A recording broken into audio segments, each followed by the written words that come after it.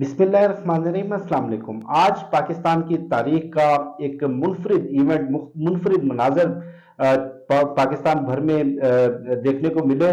कोई 4,000 मुकामात के ऊपर एहतजाजी रैलियां निकाली गई और लोगों ने इजहार यकजहती किया चीफ जस्टिस ऑफ पाकिस्तान से, सुप्रीम कोर्ट से।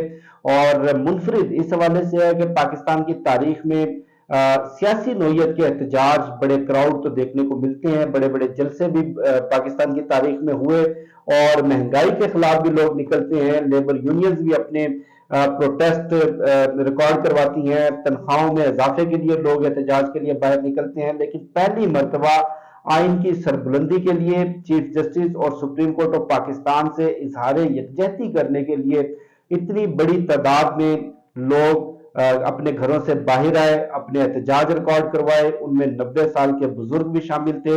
और जब उनसे सवाल किया गया कि आप किस मकसद के लिए, आप किस नीयत से बाहर आए हैं, आपकी तो जो उम्र है और आपकी जो हालत है, आपको तो घर में आराम करना चाहिए। तो उनका ये कहना था कि मैं अपनी आइंदा आने वाली नस्लों के मुस्तकबिल के लिए बाहर आया हूं। मेरी आवाज बहुत कमजोर तो हो सकती है, लेकिन इतने सारे लोगों के बीच जब मेरी आवाज शामिल होगी तो ये ताकत के अवानों तक जाएगी, फैसला साजों के कानों तक जाएगी।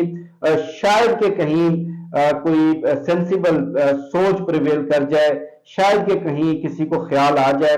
और इस्लामाबाद में F9 पार्क के बाहर पुलिस ने क्रैकडाउन भी किया और पाकिस्तान तहरीक इंसाफ के वर्कर्स को गिरफ्तार किया गया, जिनमें 3 खवातीन शामिल थीं और 12 मर्द थे। और वैसे तो कहा जाता है कि पाकिस्तान में सियासी तकसीम का जिम्मेदार इमरान खान है, पाकिस्तान में इंतहा पसंदी का जिम्मेदार इमरान खान है। लेकिन एहतजाज जो कि हर शख्स का बुनियादी आईनी हक है, जलसों में शिरकत करना, सियासी नजरियात रखना, पॉलिटिकल एक्टिविटीज करना, ये पाकिस्तान के आइन ने पाकिस्तान के हर शहरी को ये बुनियादी हक दिया है। लेकिन पाकिस्तान तहरीक इंसाफ अगर कोई जलसा करने निकले, दफा 144 नाफिज कर दी जाती है। कोई एहतजाज करने के लिए निकले तो पुलिस का क्रैकडाउन शुरू हो जाता है। अगर लॉन्ग मार्च की कॉल दे तो घरों में दाखिल होकर कारकुनों को उठाया जाता है, उन पर तशद्दुद किया जाता है, दूर दराज की जेलों में डाला जाता है, दहशतगर्दी के मुकदमात कायम किए जाते हैं। लेकिन मुनफरिद मैंने इसलिए कहा, मैं दोबारा दोहराया देता हूं कि जिन तहरीक इंसाफ के वर्कर्स को गिरफ्तार किया गया उनमें खवातीन भी शामिल थी और उन खवातीन में एक खातून पाकिस्तान आर्मी के ब्रिगेडियर की अहलिया है और राबिया इकबाल उनका नाम बताया जा रहा है। और वैसे तो पुलिस की तरफ से ये सारी तफसीलात आई हैं और उनके जो शोहर हैं, उनके जो हस्बैंड हैं ब्रिगेडियर इकबाल साहब, इनका ताल्लुक पाकिस्तान की मेडिकल कोर्स से है, पाकिस्तान आर्मी की मेडिकल कोर्स से है। और जो खातून है वो बहरिया टाउन से आई थी, उनको भी गिरफ्तार किया गया। इससे आप अंदाजा लगा सकते हैं कि 1 साल के दौरान पीडीएम ने जो तबाही फेरी है, जिस तरह पाकिस्तान की मईशत को तबाह बर्बाद किया है, जिस तरह लोगों के घरों में फाके हैं, लोग महंगाई से तंग हैं, खुदकुशियां करने पर मजबूर हैं, आटे की लाइनों में लगकर लोगों की जानें जा रही हैं।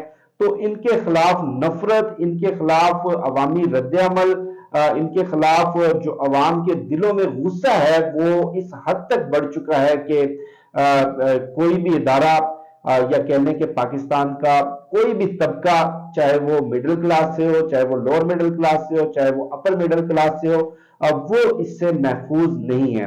और जिस तरह आइन की धज्जियां उड़ाई जा रही हैं, जिस तरह ये पूरा पीडीएम का टोला सुप्रीम कोर्ट पर हमला आवर है, उस पर भी जो आज अवाम ने रद्द-ए-अमल दिया और हर मकतबा फिक्र से, हर क्लास से लोगों ने शिरकत की, इससे भी अंदाजा लगाया जा सकता है कि मामलात कितने संजीदा हो चुके हैं, कितने गंभीर हो चुके हैं।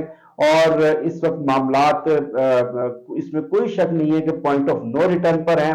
और लाहौर के अंदर एक बड़ा क्राउड लेकर इमरान खान निकले, एक बड़ी धुआंधार स्पीच की और ऐलान किया कि 14 मई के बाद, अगर 14 मई को पंजाब के इंतखाबात नहीं होते, आइन के ऊपर अमल दरामद नहीं होता, आइन को तोड़ा जाता है, आइन शिकनी की जाती है, तो मैं एक बड़ा अवामी समंदर लेकर, एक बड़ी अवामी तहरीक लेकर निकलूंगा इनके खिलाफ اور اس مرتبہ جو میرا رخ ہوگا وہ پی ڈی ایم کے خلاف یا اس حکومت کے خلاف یا اسلام آباد لاک ڈاؤن کرنے کا ارادہ ان کا بالکل بھی نہیں ہے. ان کے ارادے ماضی سے اس مرتبہ بالکل مختلف ہیں، اور گزشتہ چند روز سے جس طرح کی جارحانہ تقریریں عمران خان کر رہے ہیں اور جن قوتوں کو وہ بار بار للکار رہے ہیں اور جن قوتوں کو وہ بار بار پیغام دینے کی کوشش کر رہے ہیں، اس سے آپ بھی سمجھ سکتے ہیں کہ اس مرتبہ ماضی کی بنسبت حالات بالکل مختلف ہوں گے، اور یہ بھی ہو سکتا ہے کہ رد عمل بھی بالکل مختلف ہو. اور کچھ مزید بھی ڈیولپمنٹس ہوئی ہیں. چینی وزیر خارجہ پاکستان آئے ہوئے تھے اور انہوں نے جوائنٹ پریس کانفرنس کی بلاول بھٹو کے ساتھ. اس پر ایک بڑا آپ کہہ لیں کہ ٹویٹ سوشل میڈیا کے اوپر گردش کر رہا ہے ارشاد احمد عارف صاحب کا. اس ٹویٹ میں انہوں نے ذکر کیا کہ آج سے 55 سال پہلے بھی پاکستان میں یہی حالات تھے، اور 55 سال پہلے بھی چین نے پاکستان میں مفاہمت پر اور بات چیت کے ذریعے مسئلہ حل کرنے پر زور دیا تھا اور اپنی خدمات بھی پیش کی تھی. لیکن پاکستان کے جو مقتدر حلقے ہیں، جو فیصلہ ساز طاقتیں ہیں، انہوں نے چین کے مشورے پر کان نہیں دھرے اور الٹیمیٹلی طاقت کے استعمال کے نتیجے میں پاکستان دو لخت ہوا، پاکستان کے دو ٹکڑے ہوئے، ہمارا دایاں بازو ہم سے جدا ہوا. اور آج بھی بالکل اسی طرح کے حالات ہیں. آج بھی عوام کی رائے کو اہمیت نہیں دی جا رہی، عوام کی آواز پر کان نہیں دھرے جا رہے، عوام کے اوپر اپنے فیصلے بزور طاقت بزور جبر مسلط کیے جا رہے ہیں. اور آج بھی چینی وزیر خارجہ نے بلاول بھٹو کے ساتھ پریس کانفرنس میں اس پورے سیاسی کیوس کو، اس انسرٹینٹی کو، اس لا قانونیت کو، اس آئین شکنی کو آپس میں مل بیٹھ کر کسی اتفاق رائے سے بات چیت کے ذریعے حل کرنے پر زور دیا.